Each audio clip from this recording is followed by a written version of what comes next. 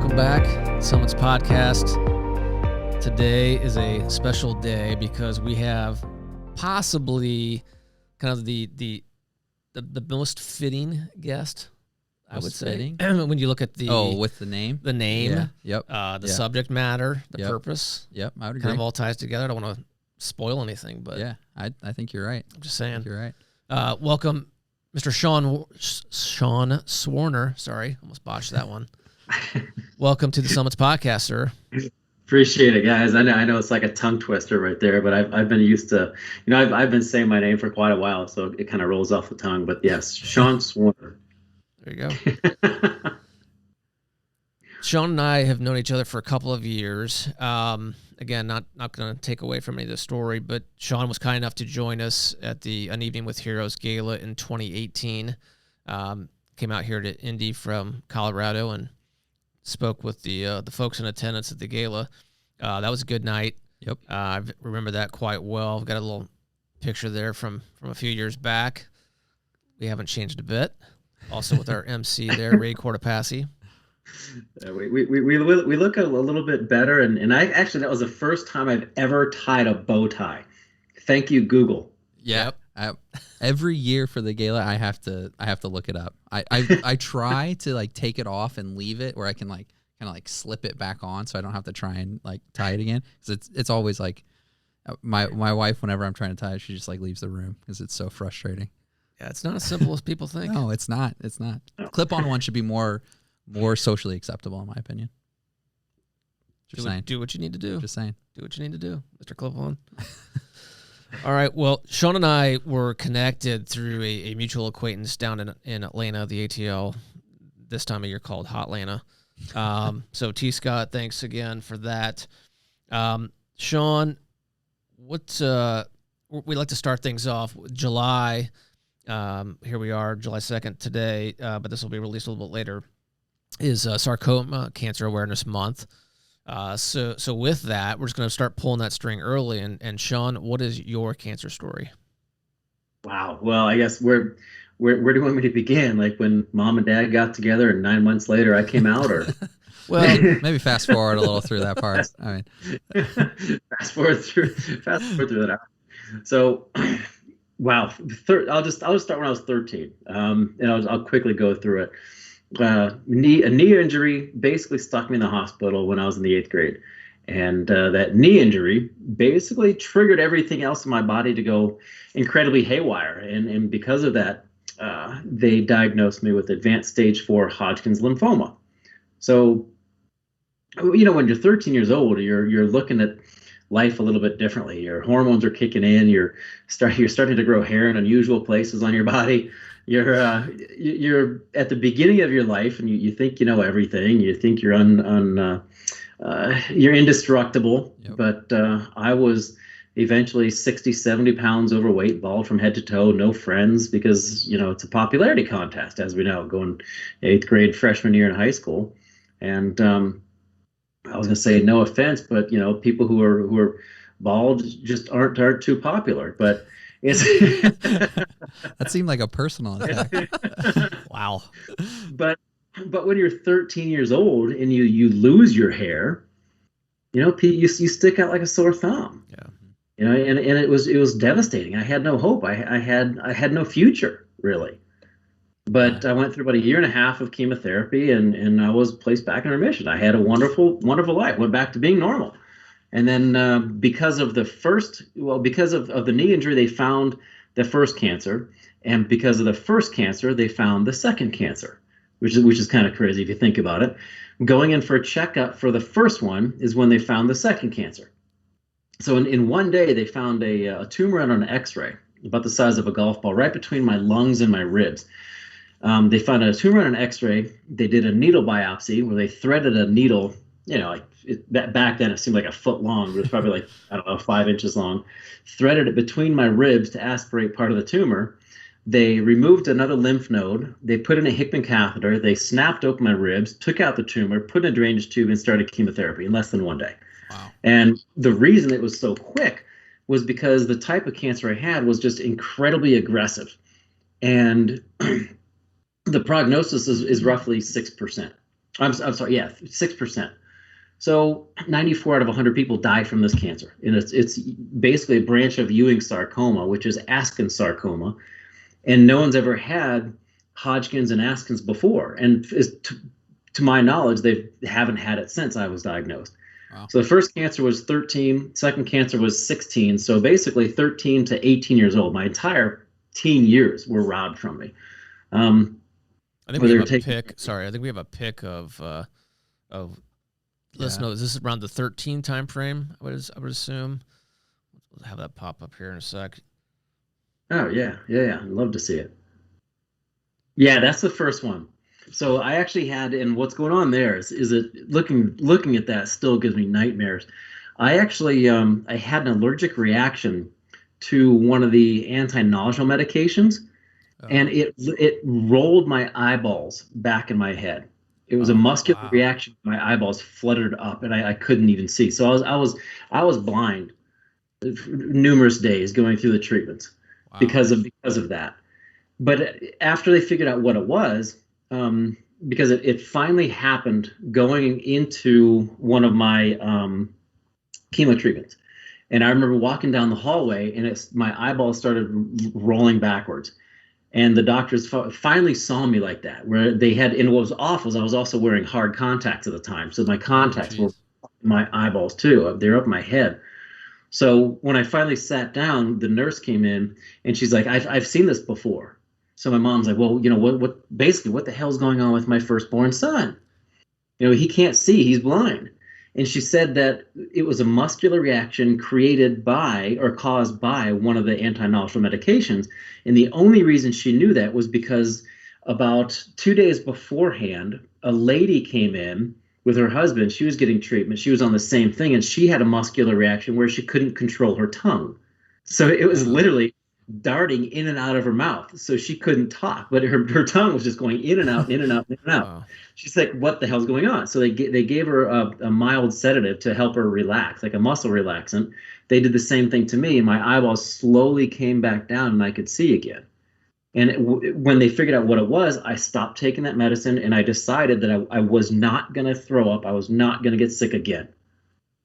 And I didn't. I didn't take any more anti-nausea medicines when I was going through my first treatment, just because I decided up here, I was like, I'm done.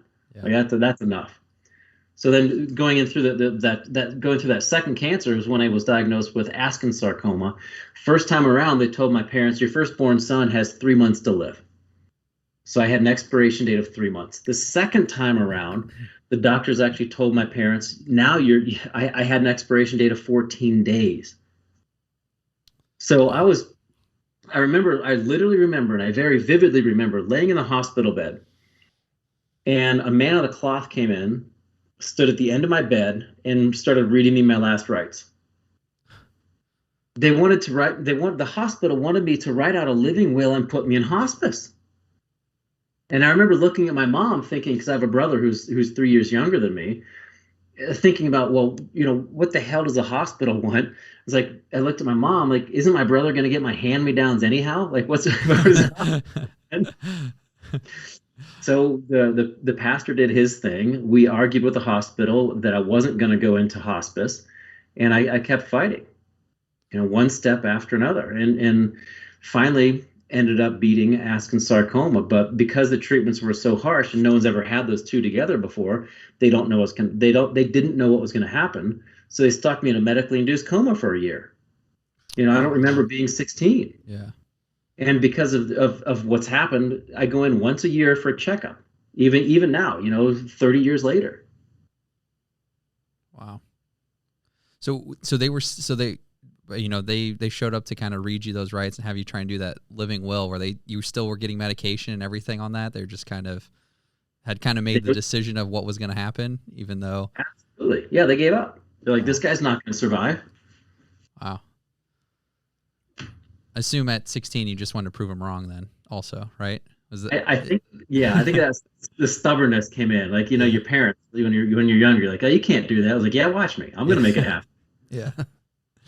Wow. The first time you gave the priest the bird. Yeah. Yeah, I'm going to hell. That's for sure. Yeah. That's all right. We'll see you there. So you're in a coma for virtually a year, pretty darn close. Then what? Like what led out of it? But I think through the treatments. So I went in. You guys know how a cycle works for chemotherapy. So for me, it was Monday, Tuesday, Wednesday, Thursday, Friday. Then I'd be released from the hospital. I would recover, and then I'd go back in Friday, Saturday, Sunday, Monday. That would be like one cycle, one treatment for me. And when I was out of the hospital, I looking back at it, I kind of have what alcoholics call a moment of clarity. So I kind of have little pieces of memories of when I was 16.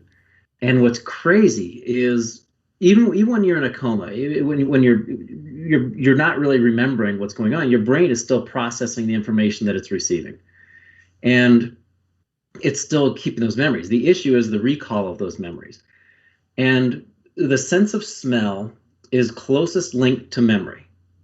And everywhere I go now, I visit local hospitals and share my survivorship story with the patients. And sometimes I'll be talking to someone who's, say, 16, 17 years old, getting treatment, getting the IV drip, and I'll smell something that'll trigger a memory. And it's almost like PTSD. I'll be just jolted. And I look at whoever's with me, I'm like, I need to go back to the hotel. I just need to deal with it. I need to handle, just kind of process what's going on.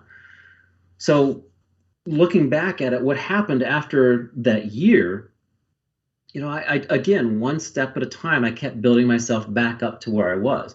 Because before I was diagnosed when I was 13, I loved swimming. I was an athlete. I also ran. I in high school, I was a pole vaulter. I was in the 800. And then a year after I was placed in remission from the second cancer I only have one functioning lung because of the radiation. I forgot to mention that. Oh, right. So with small detail. Yeah. With my one lung, a year after I was placed in remission, I actually won my high school's league track meet in the 800-meter run. Wow. But it wasn't just, hey, crawling 8 feet from the hospital bed to the bathroom so I didn't soil the sheets, to boom, all of a sudden running 2 laps around the track and winning the league. It was one step at a time. I walked around the nurse's station. I walked around the hospital. I walked around my neighborhood. I started slowly jogging around the neighborhood, just one step at a time, utilizing the compound effect to push myself a little bit more. Wow. Yeah. Attitude and overachieving kind of go hand in hand. Yeah. Well, I think one of the biggest key factors that really helped was not comparing myself to others. It was comparing myself to where I was yesterday. And I think that was instilled when I was a swimmer. Like when I was 5 or 6 years old, my favorite was a 25-meter breaststroke. I'd swim one lap down the pool, and mom or dad would always be there to pull me out. And they would always ask me 2 questions. 1, did you have fun? And 2, did you do your best? Not, hey, why didn't you beat him? Why didn't you beat this guy? It was, did you have fun and did you do your best? So then every time I got in the pool, I tried to beat the time that I had the last time I was in the water. So they taught me I didn't have to be the best. I had to be my best. Yeah. Yep. And just push myself a little bit and comparing myself to myself. I am the bar of my own life. Mm-hmm. That's good. Yeah. I like that. Yeah. So are you, at this point, when you won that track meet, was that what year in high school of that? That was probably 91, 92. Okay, so was it your junior or senior year? That was my senior year. Senior year. Okay. Yeah. So then what? Where did things take you? Well, then I went to college, relived my high school years, and turned into Belushi from Animal House. I was the epitome of a party animal, and I started off molecular bio, thinking I was going to cure cancer by splicing genes and everything, but it's incredibly difficult to pass organic chemistry and immunology if you don't open a book. So, minor details. Yeah. So I switched to psychology because I knew and I firmly believed in the mind-body connection, and everything I went through, I wanted to help other people going through cancer. Because as we all know, it's not an individual disease. The whole family goes through it. Yeah. And if you don't have family, it's your doctors, it's your support system, whoever it might be. It's not just you. Yeah. So I wanted to give that back and help other people maybe develop the right perspective, maybe help them with certain tools, tips, whatever it might be. But after college, I went to grad school, and I couldn't help somebody else until I dealt with what I went through, because I never stopped to do the literal and proverbial stare in the mirror of, hey, what did you just go through? What does it mean to you? And because anybody who goes through cancer, anybody who goes through anything traumatic, you have a choice in how you want to come out on the other side. You can look back at it and think, oh, woe is me, I'm such a sad person. Or you can come out and go from tragedy to triumph. You can be the victim or you can be the victor. It's entirely up to you. In any situation, you have a choice on how you want to see what you've been through. And I just never took the time to do that. I never took the time to actually think about how it impacted my life. So that's when I decided, all right, well, I'm going to drop out of grad school, because I went to grad school. I was going to be a psychologist for cancer patients. Okay. And that's when I was like, okay, well, I can't, because I haven't helped myself yet. And I can't help others until I help myself. And if I tried to, I'd be doing them an injustice. So that's when, looking at your Science Summits podcast, that's when I came up with a crazy idea of climbing, Mount Everest. Like, why not use? Yeah, that's logical, right? Yeah, that's logical next step. Yeah. But why not utilize that as literally the highest platform in the world to give people hope? So you went straight to Mount Everest. You were like, all right, we're not going to stair step our way up to this. This is what I'm going to do. No, I went because I went to grad school in Jacksonville, Florida, and I don't know too many mountaineers who live right. Because the highest point in Florida is the top of the Four Seasons Hotel in Miami, right? so I don't think they would appreciate me going up and down the stairwell 1,000 times a day. So I moved to Colorado, where I live now, and I did something every day to train, to get my body adjusted to the altitude, to get my mind ready for the summit push, to move over to go over to Nepal and go for this tremendous goal. So I literally trained myself to be an alpine climber. Wow. I'm curious to know, like, what the steps were from making that decision to getting to the peak. I'm sure it's quite the journey, right? It was difficult at first, because every corporation I approached for sponsorship, they all thought I was a joke. I mean, let's just say I'm approaching you guys, and you're some CEOs at a corporation of in marketing or something. Like, hey, this is great. This is Sean Swarner. I'm a 2-time terminal cancer survivor with 1 lung, and in 10 months I'm going to go climb Mount Everest. I need your help. Exactly. Yeah. That's pretty much what happened. They're like, get out of here, man. Yeah. They didn't even think it was physiologically possible to climb Everest with 1 lung. Yeah. So I didn't get any of that. And when I first moved out here, my office was literally a payphone bank and the library. Like, I was living out of the back of my Honda Civic, and I was camping in a tent for a couple months before I even found sponsorship to go make it happen. Wow. What was the time frame from when you decided you wanted to do this, move to Colorado, to getting to a point where, like, okay, this things are in motion. This is now going to happen? So when I moved to Colorado, literally 10 months later, I was in Nepal. Wow. That's quick. Yeah. Yeah. Well, it's kind of like the same thing as looking back at the cancers. Like, you're going to die. No, I'm not. Like, you can't make it to the top of Mount Everest. Yeah, I am. It's just that the whole idea of anyone who's attempting something, that initial thought of questioning or doubting yourself, or the idea of confidence. So whether you think you can or you can't do something, you're absolutely right. You have to pay attention to that internal dialogue. And I'm not talking about those crazy voices in your head. Ignore those. Listen to that one-on-one, that little gremlin on your shoulder, how you're talking to yourself, because 80 to 85% of the day, it's negative thoughts, putting yourself down. Just stop it, man. Turn it around. Build yourself up. Sure. So putting the corporate folks aside that you're trying to get sponsorship from, I assume you also started talking to some experienced climbers in Colorado, just to kind of start educating yourself. What did they say to you? So there's a very well-known author who wrote a book about the 1996 disaster on Everest, and I won't say who it is, but I'm sure you probably know. Yep. He said 8 months in Estes Park does not a Himalayan climber make. Sean will probably die on the mountain. Most people, even then, they wouldn't even support me because they didn't want the liability. Sure, yeah. Yeah. So take us through that experience. The experience of like dealing with the negativity. Well, not so much that, but just 10 months later, you said you were in Nepal. Carry us through that time. Yeah, getting ready to head up. I mean, the Sherpas, who are the local guides, basically the most amazing climbers that I've ever met in my life, they were actually anxious and scared to meet me. They thought they were going to see a frail, fragile cancer survivor, as opposed to someone who'd been training and doing something every day for the past 10 months to get his body and mind in shape. So when they finally saw me, that I was a healthy image of a climber, I suppose, they were happy. Obviously, they were like, "Oh, thank God."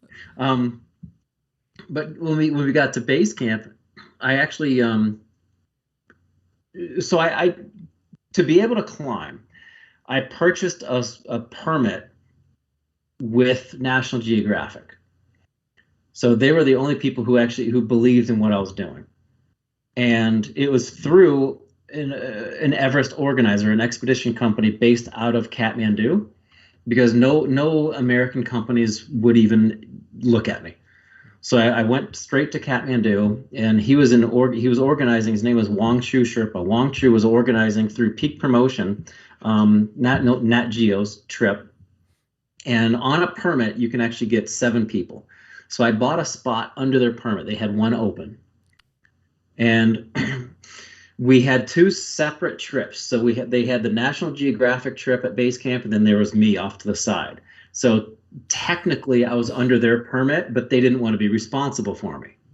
Okay. And when we were going up and down the mountain, they saw that I was going with the Sherpas, the same speed as the Sherpas, doing everything the Sherpas were doing. I was hauling my own gear, doing everything that we possibly could to help support them, because they were the ones who were going to be supporting me going up higher in the altitude. So when it came down to it, a couple of guys from Nat Geo saw that I was actually strong enough to be doing it. And there was one guy who said, who told my brother, because he was at base camp, said that if there is a weather window, your brother's going to make it. And I think that's what we were waiting for. We were waiting for a weather window after we went up and down the mountain, 15, 20 times. It's insane, because we arrived at base camp April 8th and I summited May 16th. So a lot of people don't understand how long it takes. Yeah. Yeah. I mean, I don't know. Have you ever gone a month and a half without showering? I try not to. I don't know if I'd want to disclose that if I did. But that's what it's like, sleeping in a tent for a month and a half, showering out of like a hot water bowl. You heat up some water in a fire and you shower like a sitz bath almost. Yeah. Wow. So the whole trip just getting over there was an ordeal. I can imagine. So we're in the middle of May now, and you summit Everest. I can only imagine some of the things that were going through your head at that point in time. Well, yeah, the summit night was incredibly beautiful, and I know I mentioned this when we were together for the event, but I'll never forget it, because it was in the middle of the night. We left Camp 4. There were 4 camps on the south side. Base camp, and then there were camp 1, 2, 3, and 4. So creatively named.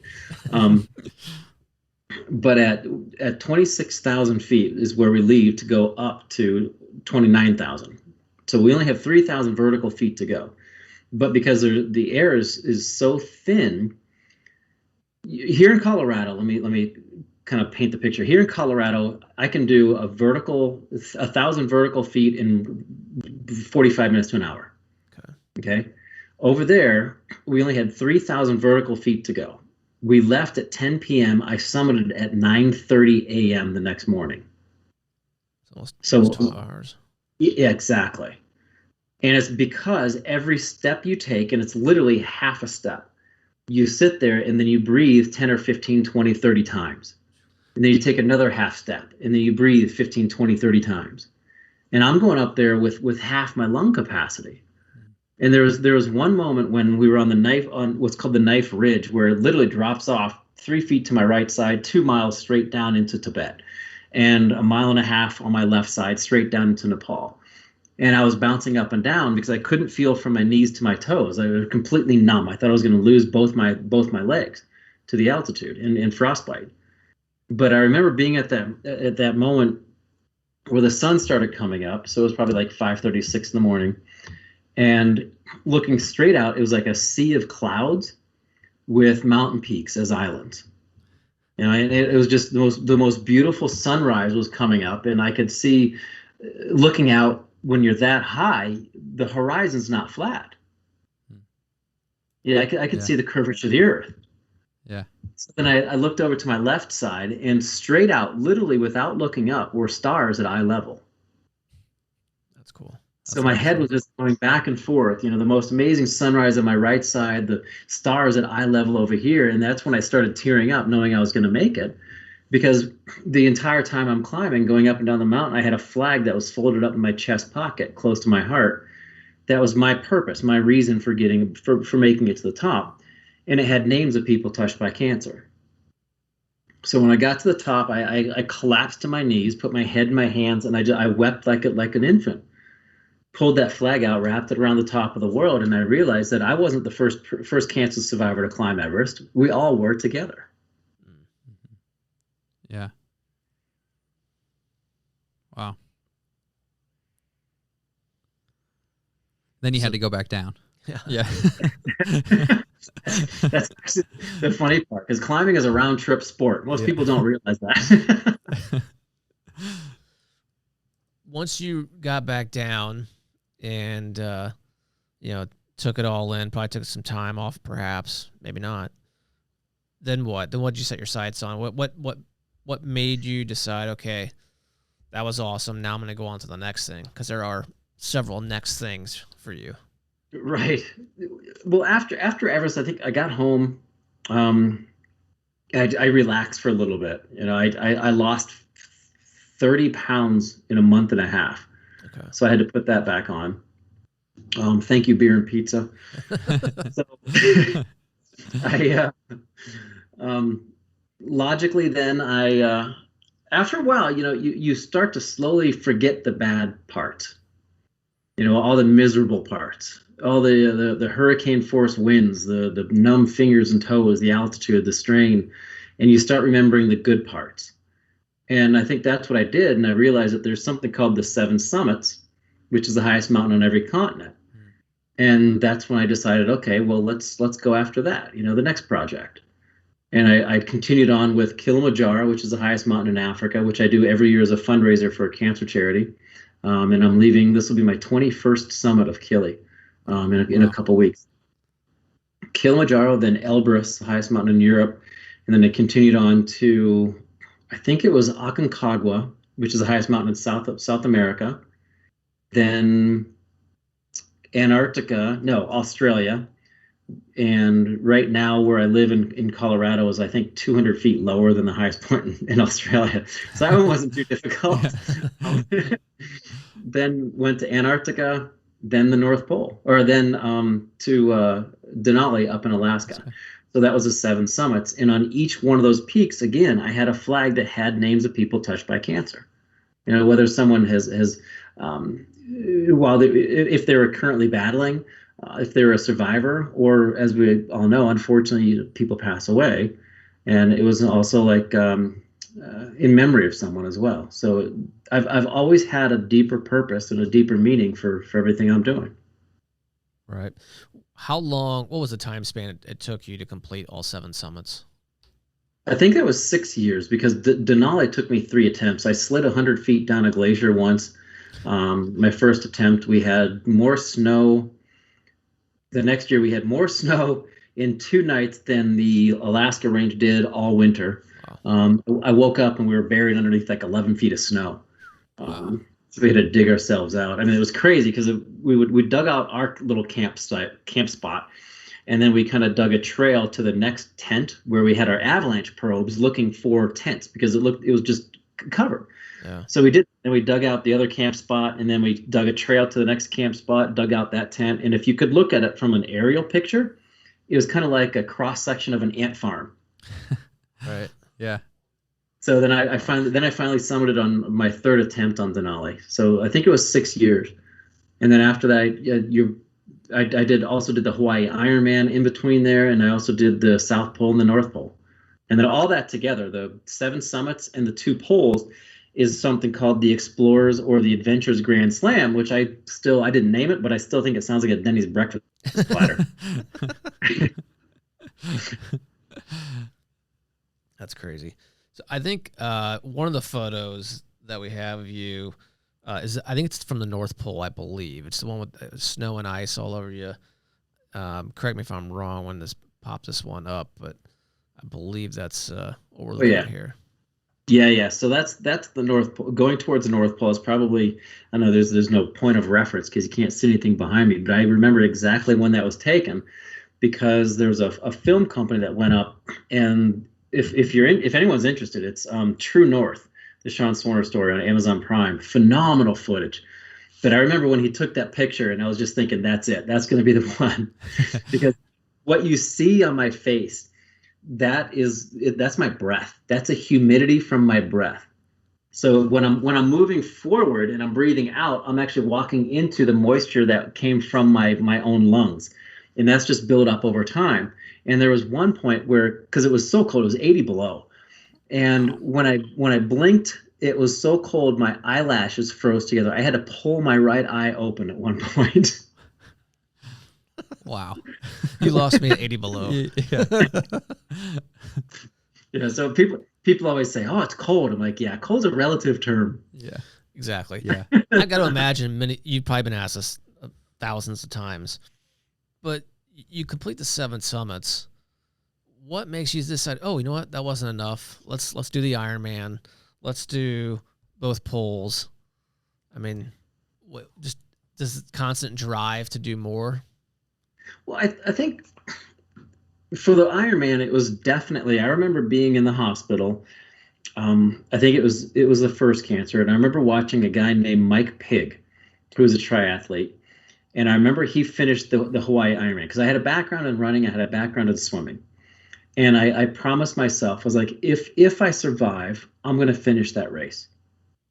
You know, it's the World Championship Ironman Triathlon in Hawaii. It's always on the TV, and I actually got a media spot. I didn't qualify for it. Okay. They gave me a media spot, and it was I did a sprint triathlon, a half Ironman, and then the Hawaii Ironman. So I've only done 3 triathlons in my whole life, but that was I just wanted to do that one just to maybe to prove to myself that I could. Well, it is the king daddy of triathlons. It was awesome. Comparatively though, it was quite easy compared to everything else. You're one of the few that can say that, so I'll take your word for it. Well, it's different because as you heard, you know, Everest took a month and a half. That took me 11 and a half hours. I was done. Yeah. So with the North and South Poles, there's just something in the adventure world called the Explorers Grand Slam, and I was like, all right, well, let's cap it off and do that. So I guess I'm out there probably trying to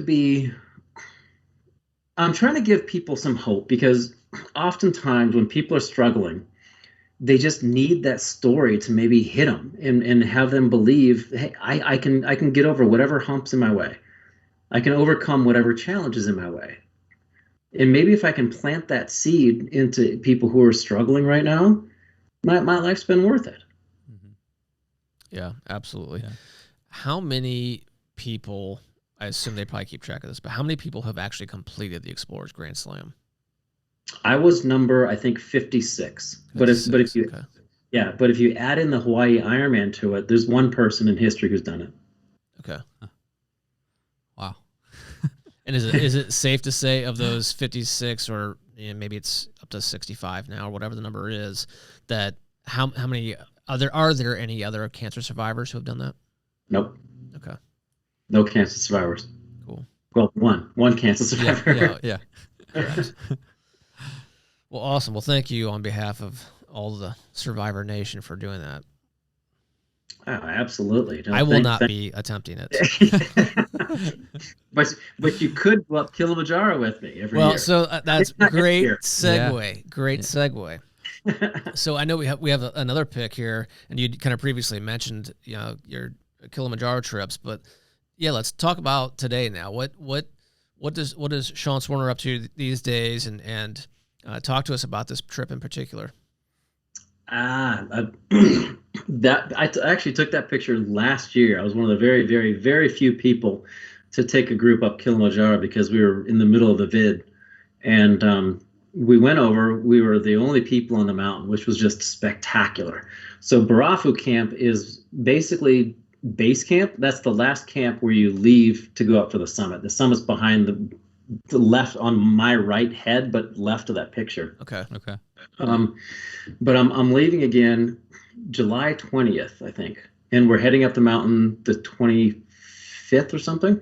But this will be my 21st attempt on the summit of Kili. So I've been to the summit of the highest mountain on Africa 20 times now. But every year we take a flag, again, that has names of people touched by cancer. And if you go to www.kilihope.com, Kili like Kilimanjaro, Kili, www.kilihope.com, you can add a name to the flag. And you can donate $1 and add 1,000 names, or you can donate $1 million and add one name. It doesn't matter, because it's not about the money, it's about the people. But we do it every year, and the average success rate on the mountain is 48%. So 52 people out of 100 don't even make it. However, my groups are at 98% success rate. Wow. And I think it's because we help people tap into their personal core values and their underlying meaning. Because when you have that meaning, then you find your purpose, and with that purpose, you have passion. So on the flag, what we do is we print out a list of all the names, and then at each camp, we all take turns writing those names on the flag. And then the survivor that we take carries it to the top. So with the Cancer Climber Association, we actually pay for a survivor's trip every year. And then it's up to that cancer survivor to raise funds for next year's survivor to go on the trip. So we're taking 2 survivors this year. Our goal is to have, with those 2 people, raise enough to take 3 next year, and then so forth. And eventually, I would love to take 15 survivors for free every year. That'd be awesome. Yeah, what is the size of the group that you typically take? Anywhere between 6 is the minimum. I've taken 30 before. I'll never do it again. Yeah, that's a lot. So we're going to cap it at 15, probably 15 or 20 tops, because it's amazing. People revert like they're back in high school. They form these little cliques. I'm like, guys, go, talk amongst yourselves, go mingle. Yeah. And so you fly over on the 20th. How long is the entire trip? The entire trip. So let's say you wanted to go, you would get there the 24th or 25th. I don't have a calendar in front of me. 24th or 25th.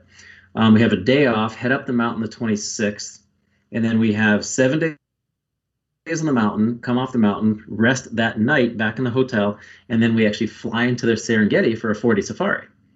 So the whole trip, in and out of the country, is about 14 days. Okay.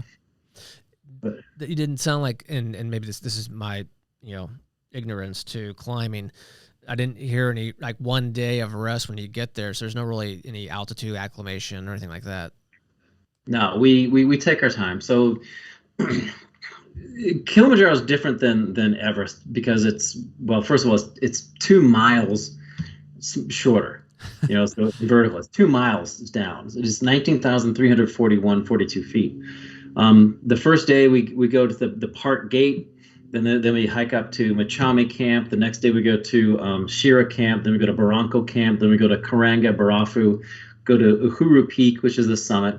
And then we go down to either Millennium or Mueca Camp, depending on how people are feeling, and then we go out. So you summit on the morning of the 6th, We go up and leave the evening of the 5th night, summit on the 6th morning, come back down, and out on the 7th, we're back out. Wow. And you said the summit is 19,000 and change? Yeah, 19,341.42 feet. But we take our time, and like I said, our success rate is double that of the mountain's average. And that mountain average, does weather often come into play with Kilimanjaro, or is it mostly just people tapping out and saying, I can't make it? I would say it's, well, first of all, they're on that mountain, and with most mountains, there's no such thing as bad weather, just bad gear. Okay. So I think it's because people tap out. They're like, I'm done. Psychologically, they can't handle it, or it's the altitude. And how you deal with the altitude up that high is you pay attention to what you do down below. So you slowly go up the mountain. And I've utilized the same guides, the same porters, the same cooks, the same everything for the past 20 trips up the mountain. And we're no longer treated like clients. We're treated like family. So they would call you guys kaka, which I know in one language means something, but I've heard that before. But in Swahili it means brother. So they would actually call you brother. And the females they call dada, which means sister in Swahili. And their goal isn't to get us up and down the mountain as quickly as possible. Their goal is to have a great time. I mean, we're the only group on the mountain singing, dancing, and having a wonderful time, and telling jokes. And I think the summit honestly becomes a byproduct of having fun. Okay, that's cool. That's awesome. Yeah, I think he's selling. I know. I think so. Yeah. I don't know if we could record from up there. Might be kind of difficult, but we could try. Our engineer behind the scenes, Chris the facial expression he has on right now is like, I'll show you guys what to do because I won't be there. Wow. Okay, cool. So this July 20th, you're heading over. This is the 21st trip. So are you going to do shots at the top for your 21st?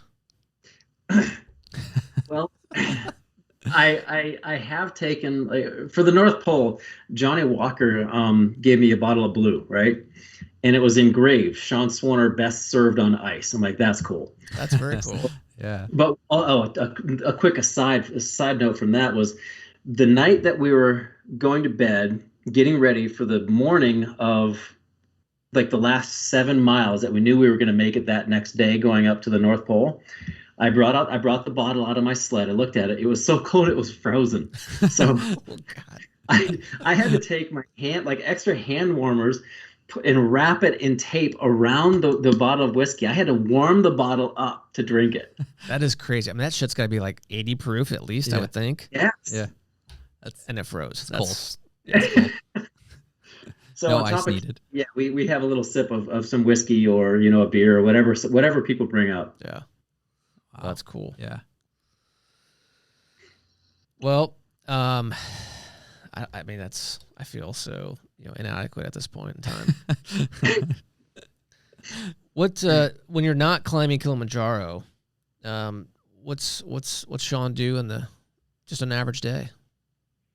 Wow, an average day. Well, I just signed another contract for another book, so I have another book coming out probably September. It's called The 7 Summits to Success: Conquering Your Everest. And I'm working on another one called Kilimanjaro Into the Self. And then it's going to be based on the 7 summits that I've climbed. Okay. I put together an online program called the Big Hill Challenge because people have always asked me, how have you been able to do what you do? I'm like, well, thinking about it boils down to my personal core values and having that underlying reason and knowing what I value most and putting my energy and attention into that. Like things like family, personal growth, stuff like that. So I put together a core values assessment so I can help people discover their personal core values, and then I help them build into those through being mindful, utilizing the compound effect, triggers, fear and anxiety, things like that. So it's a 3-week ongoing challenge called the BigHillChallenge.com. It's actually pretty cool. And I've gotten some amazing feedback. One lady said that she accomplished more in 3 weeks than she did in the past year and a half. Nice. Wow. Yeah, well, my first question was, well, what have you been doing for the past year and a half? But she told me that she's just been through a lot. I was like, okay, that's pretty cool. And then I'm utilizing Kilimanjaro as an immersive coaching experience for a handful of people, and I'm putting that together right now. There are a couple of websites that'll be available in about a week. So I'm always looking for something, and I got married 2 years ago, so that's probably the big challenge that I'm working on now too. Yeah, you're still newlyweds. 2 years, come on, man. Well, that's awesome. We typically like to part with this. If you, and I'm sure this happens, fairly regularly for you, but when you approach folks who have been recently diagnosed, what, I won't say words of wisdom, but what do you usually instill in newly diagnosed patients? I would say it has to be a sense of hope. Hope that they're, and I don't mean like hope that I'm just going to hope that everything's okay. Right. It's understanding and hoping that there is something better. Because looking back at it, cancer is probably one of the worst things that's ever happened to me, but it's one of the best things that's ever happened to me. Right. Because it's given me a perspective that most people will never have. On life, on relationships, on success. So anybody who just recently got diagnosed, look at what you have in your life, and every night don't go to bed focused on what you couldn't do, what you can't do, what you're not able to do. Be grateful for everything that you do have, that you can accomplish, that you did do that day. And every night go to bed with an attitude of gratitude, because it'll change your life. Well said. Yeah. Well said. So are we missing anything? I think we've hit all the 7 summits. Yeah. We've been to both poles. Yep. I mean, there's not much left. We will put links into all the videos, the True North, the book, the Big Hill Challenge, all that fun stuff for our viewers to take a look at. Hey, I just want to thank you for your time. I appreciate it. This is round 2. For a long, I'm gonna owe you, and I have a funny feeling I know what that's gonna be. We'll talk offline about that. All right. This is great, guys. Really appreciate the opportunity, and what you're doing is fantastic. Thank you very much. All right, Sean. Thank you much. Yep. Tell your lovely bride we said hello, and good luck down at Kili this month. Yep. Appreciate it. Thank you. All right, man. We'll talk to you soon. Thank you. Take care, guys. See ya. See you.